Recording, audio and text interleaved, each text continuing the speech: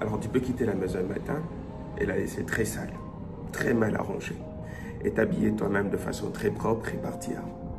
Évidemment, tu recevras beaucoup d'admiration, beaucoup d'appréciation. Mais aussi longtemps que tu resteras, tu reviendras à la maison. Et tu verras la maison inchangée. Tu constateras toujours ce désordre. En principe, aujourd'hui, nous nous occupons beaucoup plus de ce que les gens pensent de nous, ce que les gens disent de nous et combien de fois ils nous admirent. Sinon, comment comprendre qu'aujourd'hui, des gens très célèbres, qui a priori ne manquent absolument de rien et qui constituent un objet d'admiration, un modèle de réussite pour tout le monde, finissent par s'éteindre dans la dépression, dans la drogue, dans l'alcool, dans l'adultère, dans la pédophilie et dans toutes ces choses. En principe, ils ne se sont jamais souciés de leur être intérieur.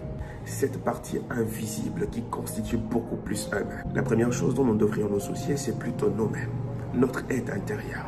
Comment se porte-t-il vis-à-vis du péché, vis-à-vis de la justice de Dieu? Parce que c'est le vrai nous. Et pour autant, si on ne te soucie pas de lui, peu importe toutes les gloires que nous pouvons recevoir dans ce monde, si lui, il ne se porte pas bien, nous n'irons jamais bien. Car c'est cette partie de nous-mêmes qui est éternelle. Elle finit toujours par refaire surface.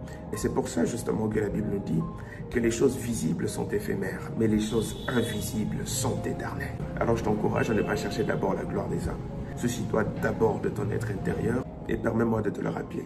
C'est Jésus-Christ qui pourra affranchir ton âme et qui pourra la nourrir par sa parole afin qu'elle se porte bien.